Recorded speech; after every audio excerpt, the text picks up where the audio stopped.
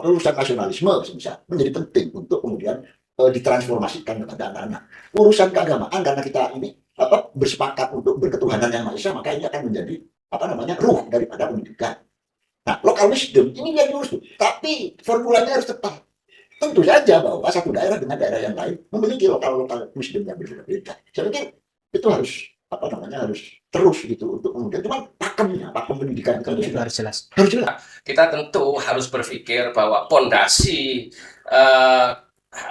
karakter untuk anak-anak didik kita itu harus kuat, sehingga ketika mereka mendapatkan pengetahuan tentang sains, mendapatkan pengetahuan tentang teknologi, mereka masih punya jiwa nasionalisme untuk bangsa itu sendiri. Dan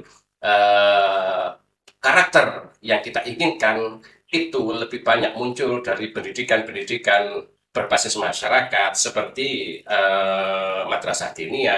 Dan kalau berbicara tentang madrasah diniyah, dalam hal ini madrasah diniyah takmiliyah, memang di akhir-akhir tahun ini mengalami tren yang positif dan signifikan.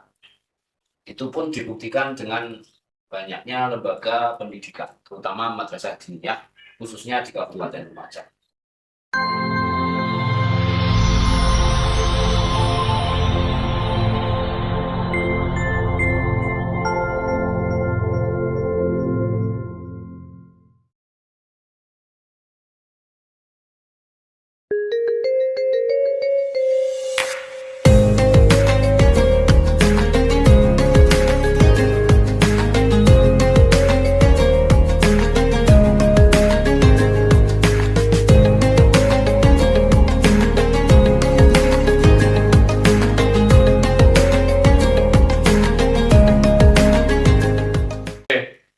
Bismillahirrahmanirrahim. Assalamualaikum warahmatullahi wabarakatuh. Waalaikumsalam warahmatullahi wabarakatuh. Alhamdulillah, wassalatu wassalamu ala rasulillah Sayyidina Maulana Muhammadin ibni Abdillah wa ala alihi wa sahbihi wa mawalah maba'ad. Sahabat MDT TV, pemirsa MDT TV yang sampai sekarang masih setia, alhamdulillah wa syukurillah, kita ucapkan alhamdulillah, segala puji dan syukur kepada Allah Subhanahu wa taala, dan iringan shalawat dan salam senantiasa kita aturkan kehadirat bunda besar kita Nabi Muhammad sallallahu alaihi wasallam. Alhamdulillah, di kesempatan malam hari ini kita kedatangan beberapa narasumber yang sangat luar biasa. Di sebelah kanan saya, di kamera Anda, di monitor Anda bisa Anda lihat, di situ ada Komandan DPC FKDT Kabupaten Lumajang. Kemudian di sebelah kiri kami ada Dr. Kiai Haji Muhammad Nawawi Al-Lumajani, MPD. Assalamualaikum semuanya. Alhamdulillah, waalaikumsalam warahmatullahi wabarakatuh. Pripun kabarnya, Gus? Alhamdulillah. Alhamdulillah. Kemudian beliau tidak sendirian, didampingi oleh DPAC FKDT Kecamatan Candipuro. Beliau adalah Gus Arif Rahman Hakim. Pripun kabarnya malam hari ini, Gus? Alhamdulillah, syukurillah. Saya bertemu dengan orang-orang hebat. Alhamdulillah, syukur sama Allah Subhanahu wa taala. Obrolan kita malam hari ini masih berbicara tentang bagaimana ke depan, atau kita berpikir bersama tentang perkembangan madrasah diniyah takmiliyah, khususnya di Kabupaten Lumajang kita yang tercinta, dalam skala khusus dan skala umumnya di negara kita, Republik Indonesia. Untuk pemateri pertama, kami persilakan kepada Komandan DPC FKDT dulu untuk menyampaikan beberapa prolog. Silakan kepada Cak Nas, kami haturkan, monggo Cak Nas disampaikan. Terima kasih Ustaz Arifin dan Gus Doktor, Gus Arif juga yang hari ini dalam kesempatan ini bisa hadir bersama-sama, dan seluruh pemirsa di TV yang saya cintai. Baik, sesuai dengan permintaan bahwa madrasah diniyah takmiliyah itu adalah satu komponen pendidikan yang menurut saya memang menjadi satu komponen yang sangat penting dalam rangka mensuplai dasar atau mendasari anak-anak kita, anak-anak didik khususnya yang ada di Kabupaten Lumajang, karena tidak mungkin kemudian tanpa ada MDT TV sebagai satu komponen, MDT Madrasah Diniyah Takmiliyah sebagai satu komponen ini, pendidikan khususnya keagamaan ini bisa menyeluruh begitu. Kenapa demikian? Karena satu, sesuai data bahwa kita di Lumajang itu memiliki sekitar kurang lebih 700-an madrasah dunia yang ada di Kabupaten Lumajang, yang tentu ini di masyarakat itu sangat-sangat urgent, sangat-sangat penting keberadaannya, dan MDT inilah yang kemudian menjadi satu satu media atau sarana gitu untuk transfer of knowledge, khususnya transfer spiritual gitu. Sehingga anak-anak kita konteks basis pendidikannya itu seperti cita-cita pendidikan Indonesia, bahwa pendidikan karakter. Saya pikir melalui MDT ini penanaman karakter gitu, penanaman karakter pada anak-anak didik bisa dimulai gitu. Sehingga urusan pasca itu, bahwa di atasnya mau diisi apa misal yang lain itu silakan, tapi basis gitu, secara basis pendidikannya ini harus kental gitu. Sehingga khususnya agama ini, karena kita tahu bahwa Kabupaten Lumajang khususnya menjadi populasi masyarakatnya, kita tahu muslim gitu, yang muslim gitu ya, itu mayoritas muslim, maka MDT kehadirannya sangat penting di Kabupaten Lumajang. Nah, memberikan fondasi ini yang saya pikir angel yang penting di MDT, memberikan fondasi gitu, sehingga semua anak yang khususnya yang sekolah dasar ini bisa terpenuhi suplai keagamaannya melalui madrasah diniyah.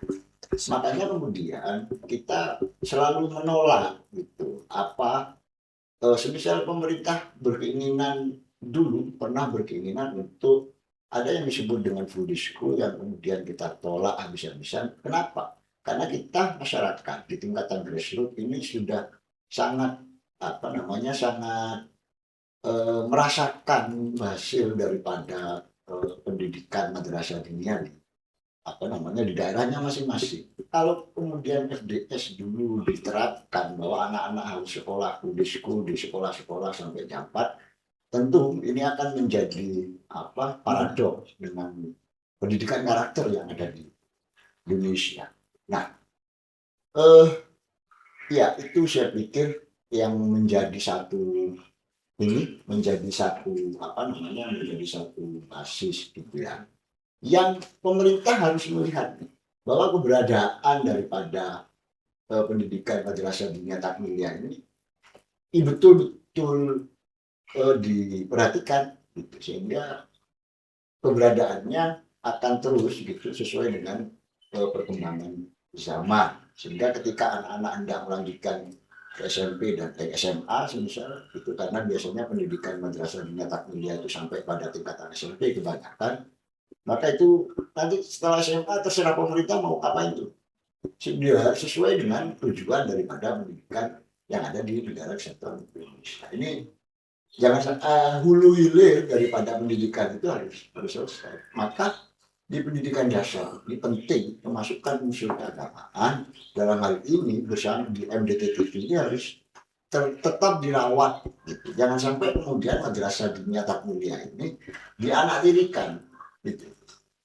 Jangan sampai kemudian pendidikan diniyah, karena sebelum ada pendidikan yang ada di negara kesatuan Indonesia yang formal itu, yang sebenarnya cikal bakalnya berasal daripada pendidikan Belanda gitu ya, melalui politik etis gitu. Nah, pendidikan diniyah ini sudah tumbuh sebelum itu, jauh sebelum itu sudah tumbuh di desa-desa, di pesantren-pesantren gitu.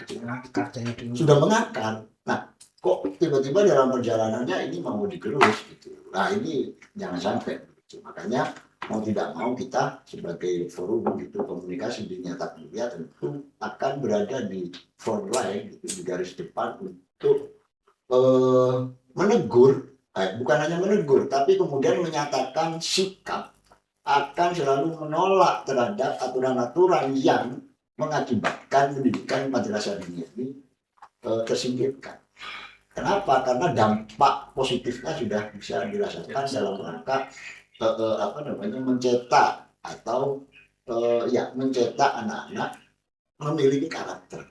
Karena kita tahu bahwa masyarakat Islam yang ada di Nusantara ini tentu akan selalu ketika berbicara agama selalu disandingkan dengan urusan-urusan kenegaraan. Maka secara tidak langsung dia masuk kepada pendidikan madrasah, tentunya akan memperkuat nasionalismenya juga.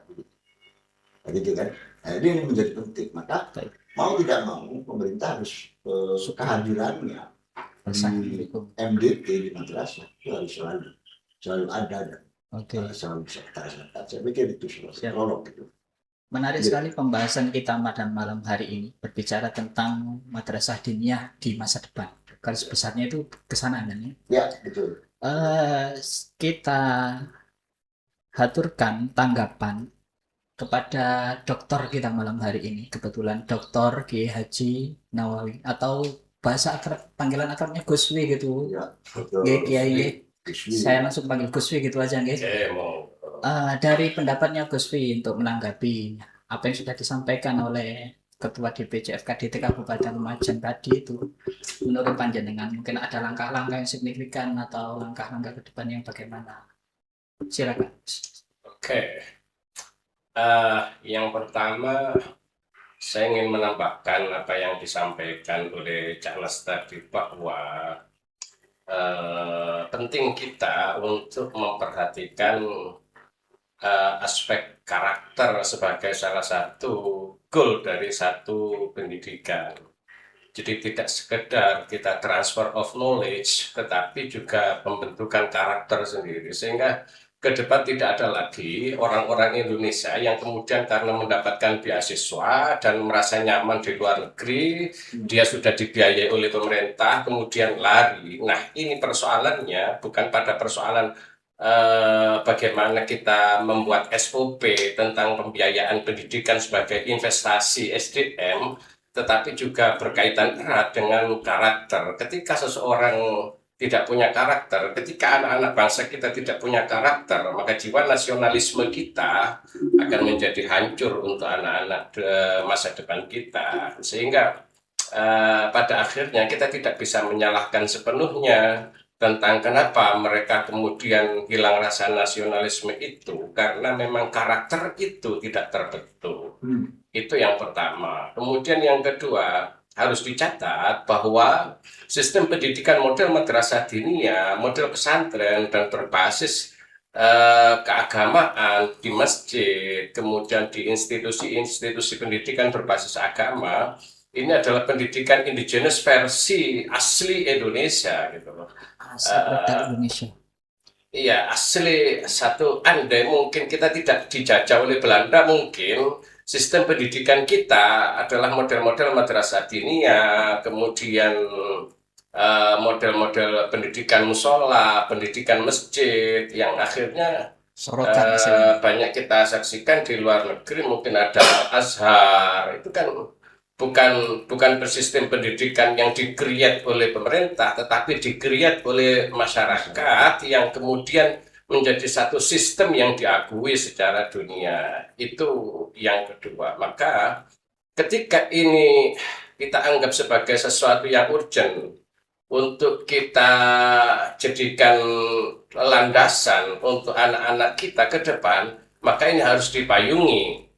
Harus ada status yang jelas tentang madrasah diniyah itu sendiri, sehingga pikiran kita ketika kita bicara soal pendidikan, kita harus meletakkan ego kita. Oh, ini pendidikan yang versi pemerintah, ini pendidikan yang versi masyarakat, sehingga antara satu dengan yang lain itu harus berebut mendapatkan tempat di hati masyarakat. Ingat bahwa kekacauan sistem pendidikan yang dilakukan di Mesir model Kemal Atatürk itu, dan ternyata tidak berhasil membawa Mesir menjadi sebuah negara maju, justru menjadi satu kemunduran, sehingga sekarang kemudian Turki itu kemudian merubah sistem yang walaupun itu terlambat. Nah, Indonesia kita yang kita semua cinta terhadap Indonesia dan kita semua sangat cinta kepada anak-anak didik kita tentu harus berpikir bahwa pondasi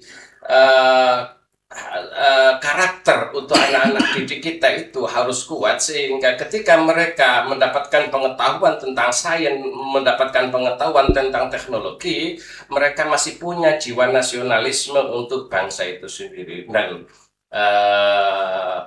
karakter yang kita inginkan itu lebih banyak muncul dari pendidikan-pendidikan berbasis masyarakat seperti madrasah diniyah, kemudian pendidikan itu kalau di dalam Islam, kemudian di dalam agama Kristen ya melalui sistem pendidikan di gereja mereka, yang Hindu juga di tempat ibadah mereka.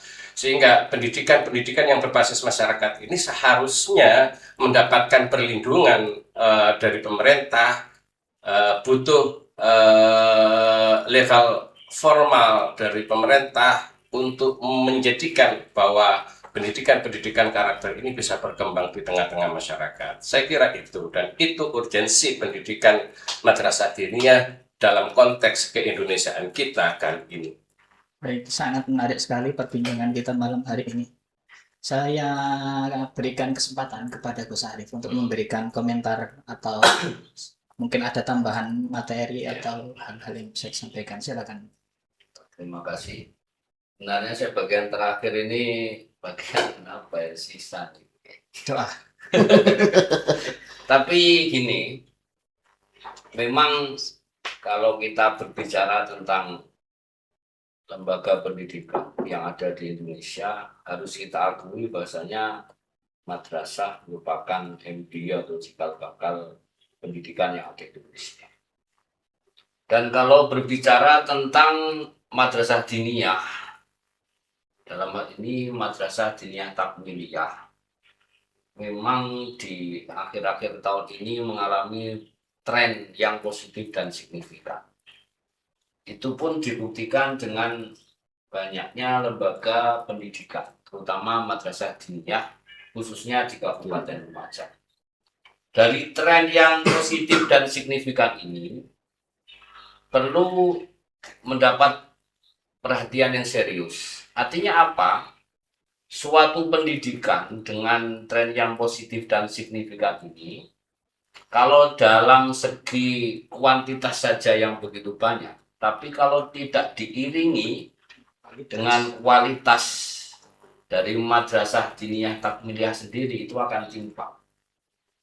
Jadi, karena madrasah diniyah, walaupun mereka tidak diwadahi misalnya, tidak diwadahi kalau kita ketempatan menjadi forum komunikasi diniyah takmiliyah, mereka tetap hidup, mengakar di masyarakat. Betul. Jadi kuantitas yang tren yang bagus dan signifikan ini, kalau tidak diimbangi dengan kuantitas ini apa? Mungkin yang menjadi PR bersama adalah tentang penguatan kelembagaan. Begitu banyak lembaga madrasah diniyah, terutama di daerah Lumajang, bermunculan. Bahkan sekarang kita bisa lihat dengan tren yang luar biasa ini, banyak, saya tidak menyebut sekolah formal yang dulunya trennya itu adalah peminatannya dari tingkat bawah lah. Kita lihat dari sekolah dasar, SMP, ataupun SMA, mereka mendapatkan prioritas yang utama. Sekarang berganti, justru madrasah-madrasah yang sekarang masih ibtidaiyah, MTS dan sebagainya, mereka luar biasa. Bahkan ada loh di daerah Lumajang itu banyak yang gulung tikar ini sekolah formal ini. Jadi sekarang trennya luar biasa. Artinya apa? Banyak sekolah formal di bawah dinas, baik itu SD, MTS, mereka menggunakan rasa banyak sekali. Ya. Itu dari sekolah formal yang itu keberadaannya di bawah lingkungan Kemenak ataupun dinas. Itu belum kita lihat madrasah diniyahnya, Kak. Betul. Jadi dengan tren yang luar biasa dan signifikan ini, kita menjadi PR tersendiri. Dengan begitu banyaknya lembaga-lembaga madrasah diniyah, sudahkah madrasah diniyah ini mendapatkan penguatan kelembagaan, standarisasi mutu, kurikulum, itu juga penting. Kalau kita bicara sinergi dengan pemerintah, itu sudah hal yang maklum, kita sudah sering bersinergi, terutama mendapatkan suplai ataupun bantuan operasional dari pemerintah. Nah, ini menjadi harapan kita bersama karena apa? Madrasah diniyah ini masih dianggap sebagai lembaga alternatif, Amatir. lembaga amatir, masih dikesampingkan. Padahal Dengan begitu banyaknya pun madrasah diniyah bermunculan, itu masih dianggap belum menjawab yang namanya kualitas. Belum menjawab output dari madrasah diniyah itu apakah mampu nanti pada saat bersampingan atau berdampingan dengan lulusan yang lain. Ini menjadi PR kita bersama. Kalau ini tidak diimbangi dengan penguatan kelembagaan, terus standarisasi mutu, mungkin dari kurikulum dan sebagainya, kita cuma akan membanggakan madrasah diniyah luar biasa di daerah kita. Tapi ternyata apa? Kualitasnya ini yang perlu dipertanyakan. Jadi mungkin dari saya, dengan tren yang positif dan yang signifikan yang luar biasa ini, harus juga diimbangi dengan kualitas dan penguatan kelembagaan, terutama itu. Oke, saya ingin menambahkan Mas Ustadz Rifin ya. Siap. Jadi bicara soal tentang urgensi karakter, saya pernah berkesempatan keliling ke beberapa negara tetangga, Singapura, Malaysia, Thailand.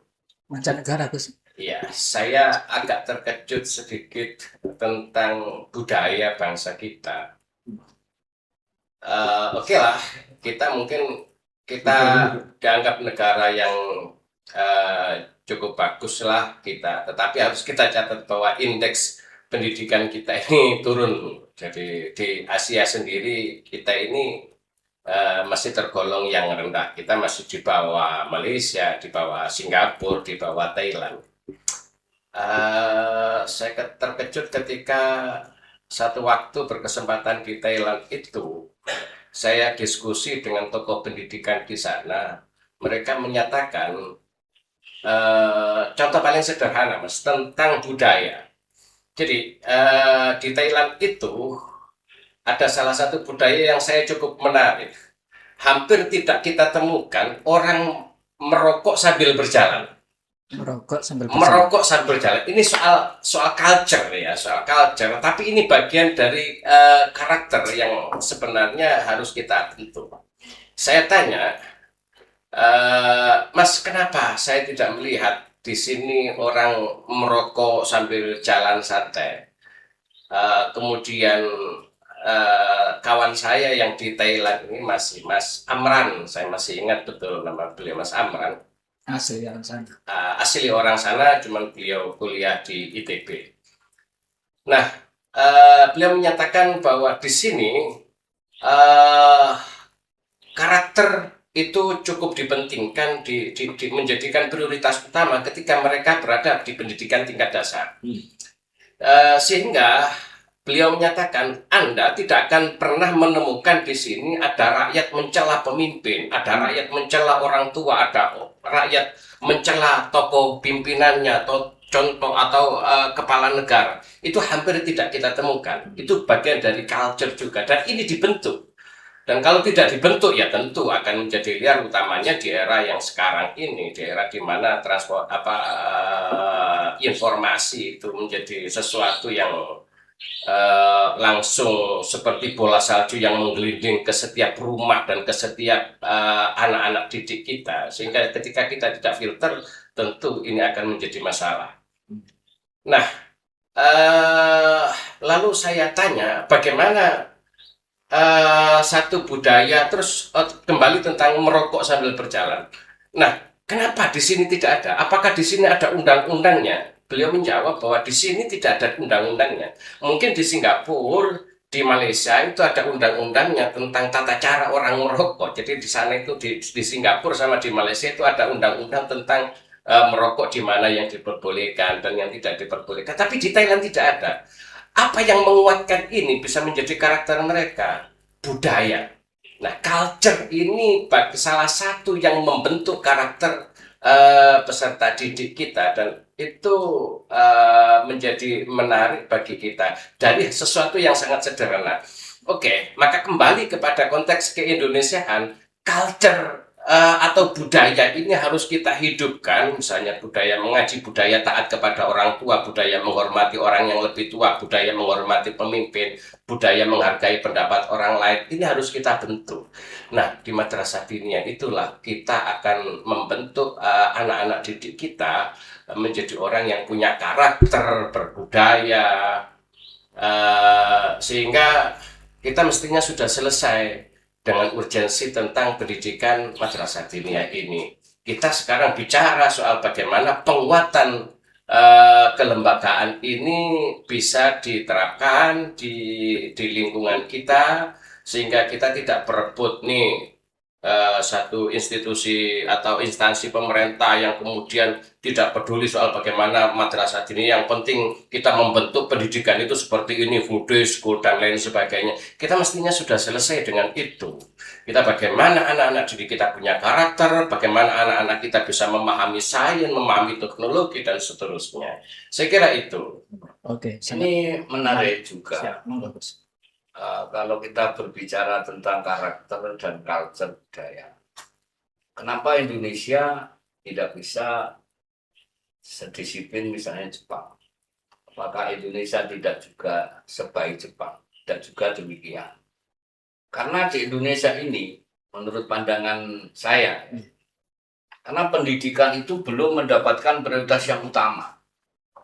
Belum dipandang suatu hal yang utama. Itu hal yang doruri kalau Secara culture, secara budaya, kita kuat. Orang Timur itu kuat dalam budayanya. Sopan santun, karakter, pembentukan karakter. Bahkan kita itu termasuk negara yang penduduknya paling banyak Islam. Termasuk Muslim terbesar. Tapi kenapa kita pada saat berbicara dengan pendidikan, kita kalah dengan negara maju? Kita tidak usah menyalahkan lah. Kita sudah budaya kuat, Gus. Karena di Indonesia itu pendidikan belum mendapatkan prioritas yang utama. Mindset dan pola pikir warga di Indonesia itu masih menganggap pendidikan itu dianggap sebagai bentuk kualifikasi untuk mendapatkan ijazah, sebagai formalitas. Sebagai formalitas, bukan sebagai bukan untuk tujuan. apa saya itu menempuh pendidikan gitu loh. Bukan ilmu yang jadi tujuan. Bukan ilmu. Kita lebih mengedepankan dari segi segi kognitif itu tersebut. Belum ke masalah karakter itu tadi. Jadi belum sampai ke situ. Jadi kalau kita membandingkan, ya kita memang jauh, Pak. Kita melihat sejarahnya saja ya. Di Inggris itu sudah ada Cambridge, Indonesia masih Sumpah Palapa gitu loh. Nah, gitu. Jadi di negara yang sudah maju kita masih belum mengenal yang namanya aksara dan sebagainya. Tapi kita tidak usah menyalahkan sejarah. Cuma itu tadi, mindset itu yang penting yang perlu kita tekankan. Artinya pendidikan ini merupakan benar-benar salah satu jalan, bukan jalan satu-satunya untuk mengubah kehidupan itu menjadi lebih baik. Nah, ini kalau kita bahasan ini nanti dalam Madin ya. Nah, Madin ini memegang peranan yang penting dalam pembentukan karakter.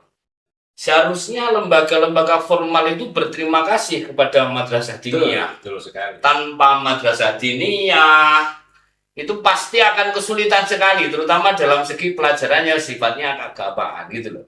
Jadi ini menjadi PR bersama, bahwasanya penguatan kelembagaan itu menjadi penting dalam pembentukan karakter yang menjadi nanti pendidikan itu menjadi tujuan yang utama. Bahkan Karena pendidikan di Indonesia itu dicetak tidak untuk bagaimana anak ini setelah dia menempuh pendidikan, tapi dicetak bagaimana menjadi seorang pekerja. Itu kalau saya begini, oke, saya silakan masuk. Janes. Ini kan iya bahwa kalau kita coba masuk ke ruang-ruang sejarah ya, kemudian bahwa pembentukan karakter gitu, kita sudah jadi tuh. Misal konteks semenjak kita sebelum menjadi negara nation state gitu ya, kita itu satu bangsa yang diberi tugas, Sudah berada. sudah berada. Ya. Coba kita cek di buku-buku sejarah gitu, bukan versi Belanda loh ya. Kalau jenengan baca sejarah yang kemudian sejarahnya yang memang dipakai untuk mendegradasi sejarah negara kesatuan Indonesia, tidak akan ketemu. Tapi coba semisal Prof. Agus Sunyoto atau yang sering Cak Nun bilang misal, kita itu sebenarnya andai kan tidak ada agama sekalipun gitu ya, kita itu sudah beradab kan gitu, sudah paham terhadap, sudah tahu bahwa Tuhan itu ya ora iso dilihat dan sebagainya. Nah ini sudah tertanam sekian ratus ribu tahun gitu, sekian ratus ribu tahun di negara kesatuan Indonesia, tapi kemudian masuknya kolonialisme menjadikan tercerabut itu akar budaya itu. Nah, tercerabut akar budaya, maka terjadi semacam pemotongan sejarah nih, terpotong nih sejarah kita. Kenapa? Karena ada kolonialisme. Dan kemudian ketika kemerdekaan, kita tahu gitu ya bahwa republik ini sudah hidup selama 770 gitu, 70 sekian tahun. Itu yang saya bilang salah penjajah kita ini. Satu salah menjajah, sehingga distorsi. Andai kata dijajah oleh negara yang lebih maju, kira-kira kita akan jauh lebih baik. Justru ada penjajah itu kita mau berpikir gitu. Tidak begitu. Indonesia tidak akan pernah mau berpikir sebegitu hebatnya kalau kita ada dijajah. Oh, enggak bisa. Tidak bisa. Bisa. Tidak, kita itu harus. Kita sudah, ini ada semacam keterpotongan sejarah pasca. Nah, baru kemudian ketika kolonialisme, semua komponen gitu yang ada di republik ini memang dirubah. Taruhlah pendidikan gitu ya. Pendidikan kita ini mau tidak mau hukum, mau persoalan hukum, mau persoalan pendidikan. Pendidikan ini adalah hadiah politik etis yang kemudian dilaksanakan oleh Belanda pada waktu itu. Betul. Nah, bahwa madrasah diniyah pada waktu itu ini dianggap sebagai kelompok-kelompok yang pemberontak. Betul. Dan begitu, baru muncul politik etis untuk mengisi kekurangan-kekurangan adipati yang dibuat oleh pemerintahan Hindia Belanda pada waktu itu. Nah, dan mulai dari sini sampai hari ini saya pikir dikotomi itu masih ada. Masih kuat. Dikotomi antara pendidikan yang digarap oleh warisan Belanda sama. Betul. Sampai hari ini terus diintroduksi gitu loh. Nah, ini menjadi persoalan maksudku. Makanya kenapa kemudian di kita ada kemudian pendidikan yang berada di bawah naungan detachment misal. Yang satu berada di bawah naungan Kementerian Agama. Ini kan lebih bahwa kita seharusnya kan ada hilir gitu ya. Ini ketemu sebenarnya pakem pendidikan kita itu apa sih tujuan pendidikan nasional kita sebenarnya mau mengarah kemana? Ini selalu setiap pergantian pemerintah, pergantian pemimpin, ini kemudian berubah gitu, berubah program sehingga kita yang berada di grassroots ini menjadi andaikan di grassroots ini tidak ada madrasah kacau baru itu saya pikir. Nah, penguat ini kemudian, maka saya rasa gitu, ini harus kembali diformulasikan bagaimana sebenarnya goal daripada pendidikan kita itu apa.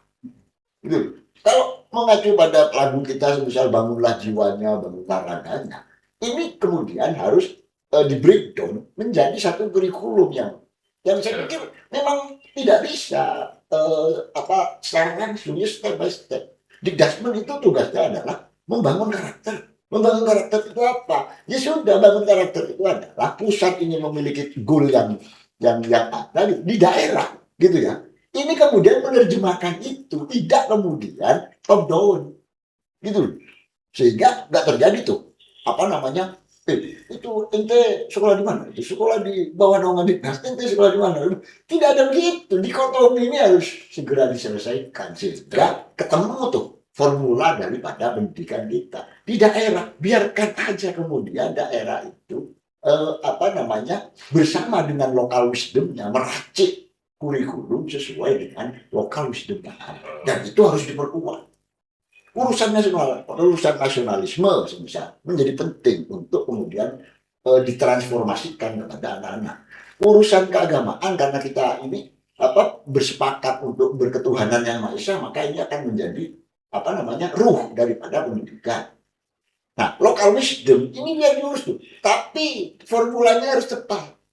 Tentu saja bahwa satu daerah dengan daerah yang lain memiliki lokal wisdom yang berbeda-beda. Saya pikir itu harus harus terus gitu untuk kemudian cuman pakem pendidikan itu harus jelas. Harus jelas. Sehingga menerjemahkannya ini menjadi jangan lagi ada dikotomi antara ini pendidikan di bawah naungan ini. Ngapain gitu? Pendidikan satu. Saya pikir itu. Belum lagi dikotomi dengan pendidikan yang dikelola oleh masyarakat seperti pondok pesantren. Jadi kita dikotominya itu terlalu banyak. Betul.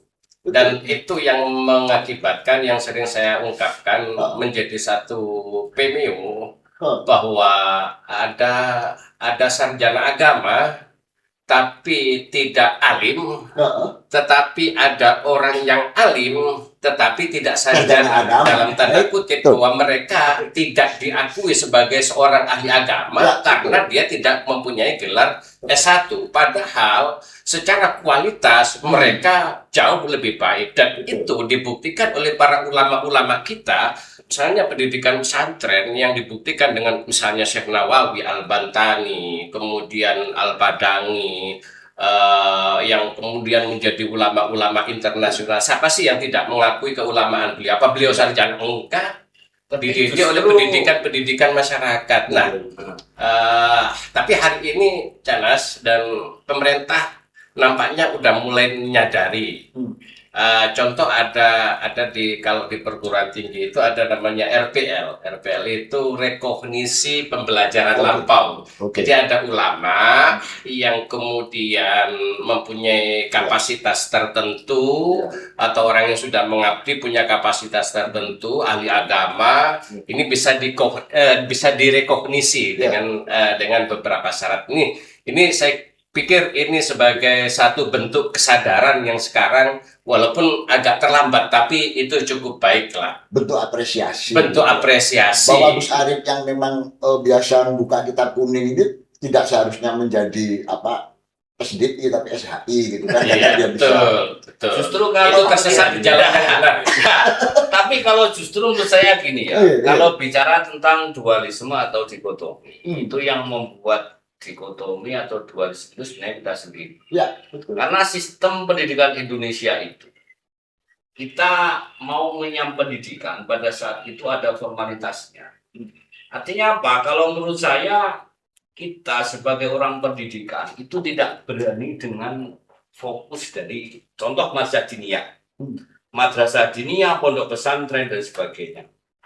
Madrasah diniyah, pondok pesantren itu lulusannya dicetak menjadi tafakuh fiddin. Ya sudah, saya pondok pesantren, kalau menurut saya loh, madrasah diniyah fokusnya ke tafakuh fiddin. Artinya, kalaupun misalnya, ya memang kita harus menguasai segala ilmu. Sekarang ini pendidikan di Indonesia itu mulai serakah gitu loh ya. Mereka yang mengelola lembaga pendidikan pengen juga agamanya baik. sainnya juga bagus. Artinya tidak fokus. Ya. Dibawa kemana ini? Dibawa kemana? Jadi nggak ada spesialisasi. Tidak ada spesialisasi sama sekali. Coba, misalnya kita tidak melihat ataupun memandang sistem pendidikan yang lain lah. Di Arab Saudi contohnya, mereka belajar ilmu agama, tujuannya apa? Mungkin jadi mufti gitu loh. Memang kualifikasi saya itu menjadi orang yang nanti cetak menjadi seorang ahli agama gitu loh. Nah ini madrasah diniyah, sekolah-sekolah dan sebagainya, pondok pesantren itu memang dicetaknya menjadi ahli agama, tafakuh fiddin gitu loh. Fokus. Kita mengalami pergeseran. Kita mengalami pergeseran. Contoh saja gini. Pondok pesantren, kelas pondok pesantren itu rata-rata pasti ada formalnya. Seandainya tidak ada formalnya, kenapa kok tidak berani gitu? Karena memang pondok pesantren itu bisa menjadi tafakuh fiddin. Gitu loh. Bahkan pemerintah pun sudah mencanangkan yang namanya pesantren mu'adalah dan sebagainya. Spesifikasinya itu gitu loh. Orang Brasil pintar sepak bola karena sejak kecil memang dia itu bergelut dengan bola gitu loh. Nah ini bukan masalah dikotomi saya rasa. Kita sendiri yang memilah-milah gitu loh ya. Kita ambil posisinya di mana? Positioningnya pendidikan itu. Kalau kita mau menyekolahkan anak, saya rasa keliru. Kalau pengen ahli nuklir itu dimasukkan ke pondok pesantren gitu loh ya. Jadi itu pandangan secara pribadi. Kita kurang fokus dalam mengurusi lembaga pendidikan dan mengarahkan kemana kita bawa kemana anak didik kita ini gitu ya. Makanya kalau saya lebih pada begini, apa namanya, pendidikan itu begitu ya. Pemerintah sudah clear tuh. Baik sebenarnya ada semisal dikasmu. Cuman ada dikotomi tuh. Memang ada dikotomi, mau tidak mau harus kita sampaikan dalam pendidikan. Itu bagian dari warisan Belanda yang mendikotomi. Betul, ada dikotomi tuh. Loh, kenapa kok tidak satu sentral begitu yang ngurusi soal pendidikan? Terus misal ya pendidikan gitu kan. Nah, bagaimana di sini kemudian ditata? Tidak seperti tadi. Kalau Gus Arief kan perspektifnya kan ya sudah, ini memang dari awal sudah ada. Tapi kemudian tidak bisa dibiarkan begitu. Kalau begini diteruskan, maka yang akan terjadi adalah tidak terjadi spesifikasi. Maksudnya gitu, pendidikan dasar itu harus mengeruhnya mau apa. Apakah kemudian dibentuk karakter nasionalisme, kemudian lokalismenya seperti apa, keagamannya seperti apa, sehingga ketika masuk ke jenjang berikutnya, ini sudah ada yang lain tuh. Kayak disiplin keilmuan yang lain tuh. Kan gitu tuh. Memang Jadi kita mesti membedakan mana satu sistem pendidikan atau pendidikan agama sebagai modal untuk membangun culture, kemudian membantu karakter, dengan satu sistem pendidikan yang tafakuh fiddin.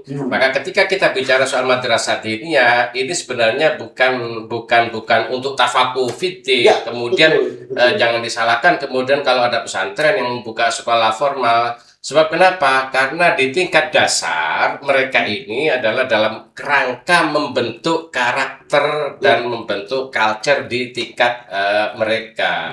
Nah, pada jenjang mereka sudah harus menerima banyak transfer of knowledge di tingkat SLTA, kemudian di tingkat perguruan tinggi, barulah misalnya yang mau menekuni ini silakan, yang mau menekuni ini silakan. Nah, itu. Hanya pemerintah perlu melakukan rekognisi atau sederhananya rekognisi itu pengakuan bahwa ini ada institusi pendidikan yang mendalami keagamaan, mereka punya kapasitas untuk itu, mereka faqih untuk itu, ya akui dong, apa sih susahnya, tinggal bagaimana mengatur SOP gitu loh. Nah, tetapi tidak kemudian kita menjudge bahwa pesantren yang mendirikan sekolah formal di tingkat dikdas ini kemudian mereka salah ketika enggak juga, sebab ini adalah modal pembentukan karakternya. Itu yang harus kita bedakan. Saya tidak Sebentar, menyalahkan. sebentar, Iya. sebentar, Oke, Gus oke. Nawi, Gus Arif, dan Cak Nas yang sangat kami muliakan. Ya. Di sini saya selaku pembawa acara sekaligus moderator nih. Ya, ya. Karena ada sedikit perbedaan pendapat di antara kita, Betul, maka saya betul. harus mengambil tindakan sesegera mungkin karena kita harus sepakat dengan waktu terbatas. Oke, dengan waktu. Oke. Mungkin masalah hal-hal yang sangat krusial tadi berbicara apakah ini dikotomi ataukah secara tidak sengaja mendikotomi atau itu disengaja didesain secara khusus jadi dikotomi, itu akan mungkin kita bahas di lain waktu. Oke. Siap. Dengan materi dan argumentasi masing-masing. Ya. Oke, saya siapkan beberapa pertanyaan dari tadi kepada segenap pemateri kita di malam hari ini. Pertama saya sampaikan kepada Cak Nas. Ya. Tadi Cak Nas menyindir bahwa yang namanya madrasah diniyah itu harus diperhatikan penuh oleh Ya, pemerintah gitu ya Cak Nas. Betul. Ada tips ya Ya. biar kita itu diperhatikan madrasah diniyah di pinggiran-pinggiran terutama yang jauh-jauh gitu. Satu, bahwa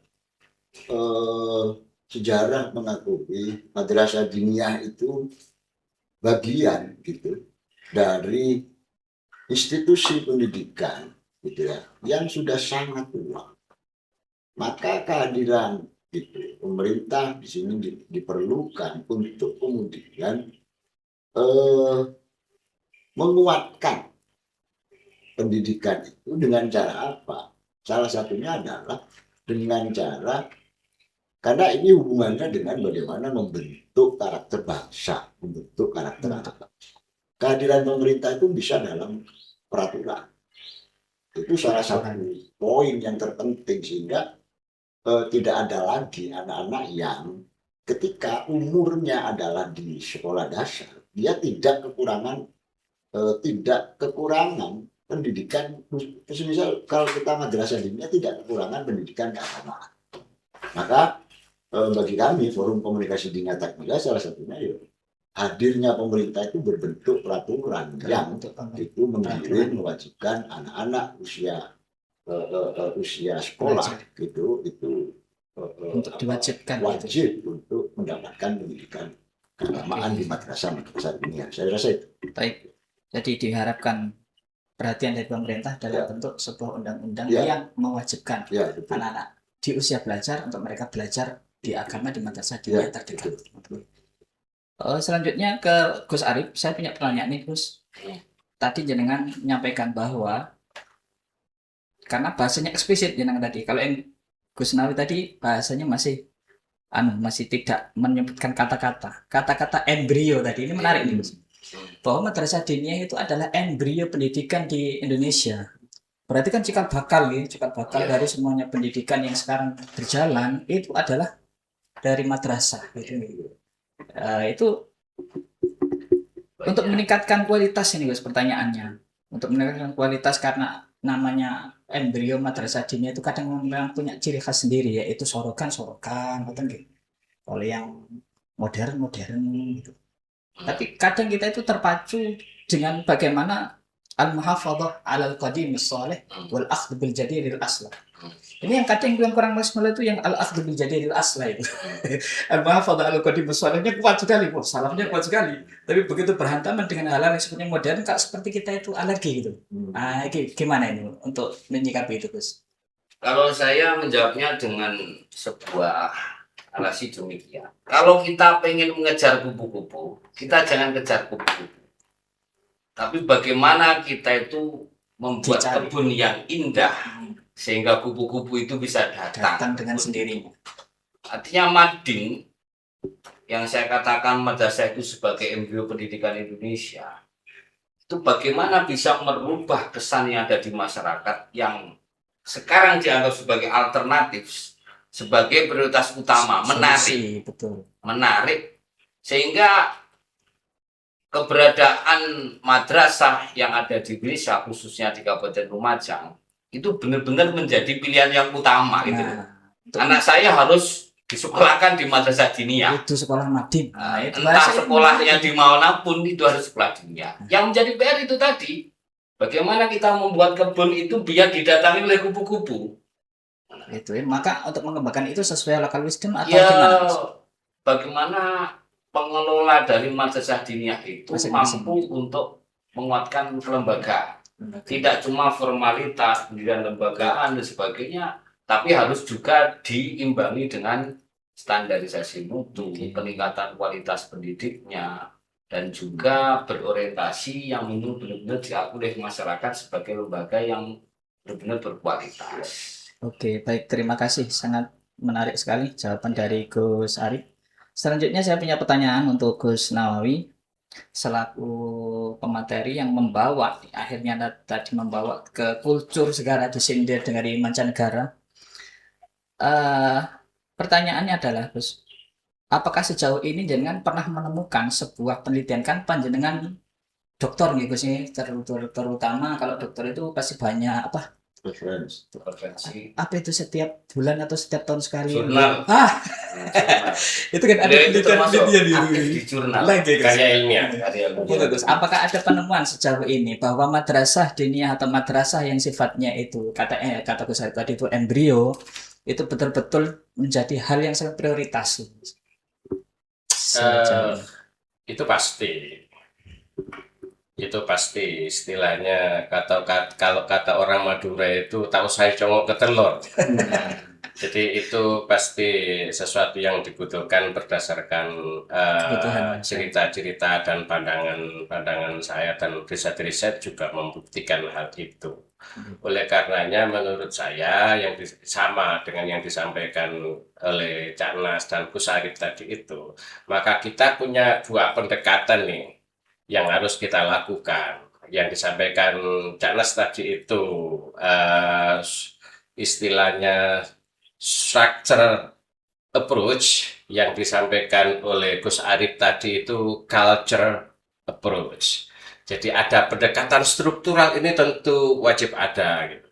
Kemudian yang disampaikan oleh Gus Arif itu culture approach. Jadi berbasis pendekatan budaya, ini penting. Dua-duanya juga penting. Artinya pemerintah juga seharusnya punya pikiran bagaimana melakukan penguatan melalui payung hukum yang kalau di Indonesia ini kan kita ini selalu regulatif minded. Itu ya harus dilakukan karena bagaimanapun itu produk hukum dan produk kita standar bernegara kita. Tetapi yang disampaikan oleh Gus Arif tadi itu juga benar, bahwa kalau kita mau mendatangkan kupu-kupu, kita bikin kebun yang bagus sehingga kupu-kupu kita itu wajib.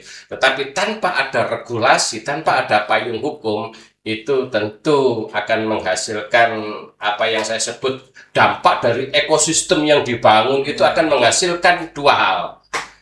Ada orang yang alim tapi tidak sarjana, tanda kutip tidak diakui secara regulatif. Kemudian ada orang yang sarjana agama bahkan, sehingga menjadi guyonan tuh, sarjana agama yang tidak terlalu paham agama dianggap menjadi sarjana alam gaib, SAG, sarjana. Ini akibat dari satu pendekatan yang tidak multi approach. Nah, jadi kita harus melakukan pendekatan dua-duanya, structural approach dan culture approach. Saya kira itu. Jadi Mas. kalau saya garis bawahi, kalau yang membuat menarik orang datang ke kebun itu adalah lembaga tadi itu, Gus nggih. Sementara yang punya tanah ini pemerintah. Jadi pemerintah harus menyiapkan regulasinya. Betul. Nanti kita yang menyiapkan Betul. pengelolaannya di lapangan begitu. Betul. akhirnya buktinya bisa datang. Itu Kemudian dijerat. Sik, Gus. Itu lebih tepatnya kupu apa lebah? Kalau menariknya lebah kan Cuma ada. contoh saja. Kalau kebun itu menggunakan istilah kebun, yang datang bukan hanya kupu, Pak. Iya. Ular juga datang. Iya. Berarti kita ketemu ular-ular itu.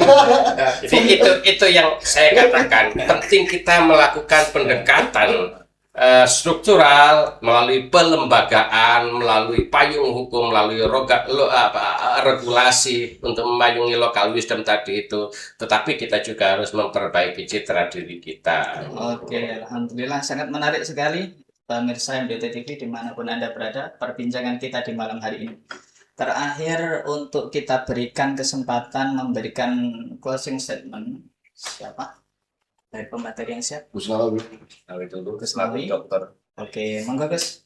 Sekali persilakan. Saya kira closing statement-nya juga harus semuanya biar adil. Oke, siap. Kalau saya penting kita taruhlah kita berada di Kabupaten Lumajang, perlu kita memikirkan, membantu pemerintah bagaimana kita membangun satu ekosistem pendidikan. Nah, seperti apa positioningnya, madrasah diniyah, sekolah formal, masyarakat, kita harus tuntas di situ. Negara lain, taruhlah yang sekarang up to date, Iran sudah bicara soal drone, bicara soal teknologi, kita masih belum selesai dengan soal-soal yang paling dasar di sektor pendidikan kita. Apalagi Kita mestinya sudah selesai. masih ngomong soal roti gitu ya. Saya kira itu. Jadi kita harus segera menuntaskan bagaimana sih ekosistem pendidikan yang kita bangun untuk anak-anak Yang didik kita sekiranya ke depan. yang sekiranya nggak gonta-ganti. Betul. Baik, selanjutnya kami beri kesempatan kepada Gus Arif untuk memberikan closing statement-nya. Gus, silakan. Kita itu dilahirkan bukan berarti kita tidak bodoh, tapi kita tidak tahu. Tapi yang membuat kita bodoh itu adalah sistem pendidikan itu sendiri.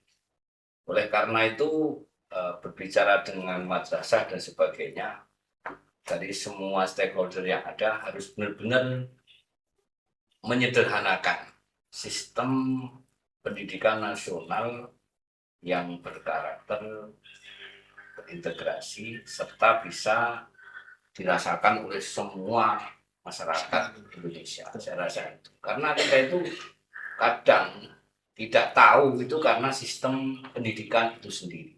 Oleh karena itu ya perlu dukungan dari semua pihak. Tidak cuma regulasinya, kita sudah yakin regulasi dan pemerintah itu sudah bagus. Tinggal bagaimana kita semua itu mendukung dengan peningkatan kualitas pendidikan yang di Indonesia. Siap, terima kasih closing statement dari Gus Arif. Selanjutnya dari DPC, Ketua DPC FKDT Kabupaten Lumajang, silakan ya Mas. Ya, khususnya di Kabupaten Lumajang, saya rasa butuh gitu duduk para stakeholder di bidang pendidikan untuk duduk bersama gitu, membicarakan terkait apa sih goal yang kemudian akan dibawa bagi anak-anak bangsa, khususnya yang ada di Lumajang terkait dengan local wisdom gitu yang ada di Kabupaten Lumajang agar juga masuk ke dalam ruang-ruang pendidikan. Saya rasa hulu hilir ini yang kemudian harus konkret, clear gitu, sehingga tidak ada lagi satu terjadi dikotomi pendidikan yang saya pikir itu justru menghambat kemajuan daripada pendidikan khususnya yang ada di Kabupaten Lumajang. Saya duduk bersama memformulasikan bagaimana pendidikan di Kabupaten Lumajang kemudian ini akan menjadi rekomendasi gitu, untuk kemudian dilakukan. Saya rasa itu menjadi penting.